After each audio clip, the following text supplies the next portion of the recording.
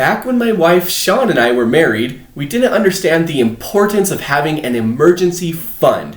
We actually never even have heard of the term. How fun. During times like the 2008 economic recession or the COVID-19 pandemic, tons of people lost their jobs, which is very unfortunate.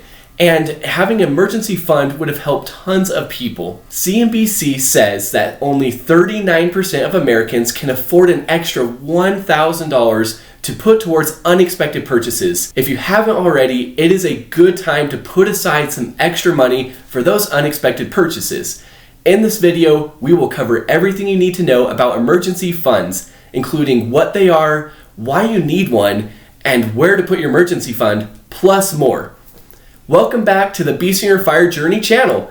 I am Jordan, sharing personal finance and investing tips alongside our family's journey to achieve financial freedom. If you find today's video helpful, please click that lonely button down there, comment, and share with a friend. So an emergency fund isn't just in the case of losing a job, but applies to other big and sudden things that just happen in life. For example, let's say your car engine breaks down suddenly, or there is a sudden home repair. Having this emergency fund gives you peace of mind. Just imagine having enough money in a specific account for all types of emergencies. So let's first cover what is an emergency fund. An emergency fund is a separate savings account you've specifically set aside to cover or offset life's unexpected events, like a broken car, job loss, or sudden illness. It shouldn't be used to buy a brand new car, go on vacation, buy Christmas gifts, or things like that. Instead, an emergency fund should be used for real, unexpected emergencies. The cash is easy and quick to access and will cover the entire emergency cost. Now let's discuss why do you really need an emergency fund. For us and our family, the reasons for having an emergency fund are because unexpected emergencies always tend to happen. Having an emergency fund gives us a great sense of peace and also gives us the ability to deal with unexpected emergencies that happen in life. The money is also easy to access and is stable in a savings account. So how much should you save in an emergency fund, you may be asking? There are 3 different situations or categories. First, debt, except house mortgage. Second, no debt. Third, retired folks.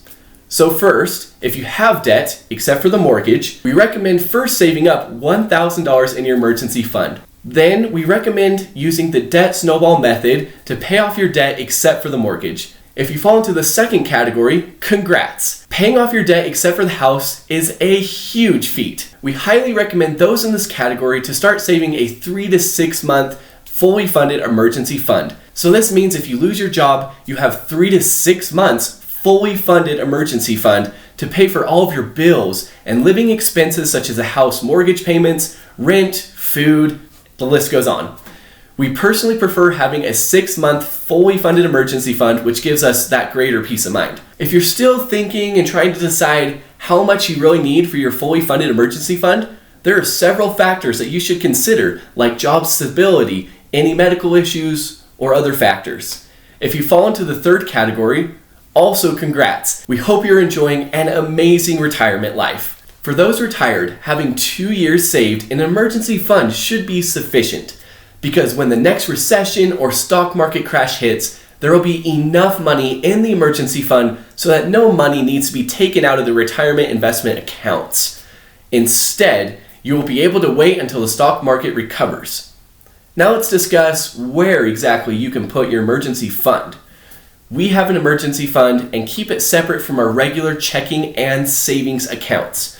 We put the emergency fund into a high-yield savings account. We recommend not putting your emergency fund into an investment account or accounts since you will quickly need to access that money. Now I'd like to share when to use your emergency fund. Don't use your emergency fund to buy wants. The new TV can wait. Instead, use emergency funds for legit unexpected emergencies. For example, job loss, broken AC, etc.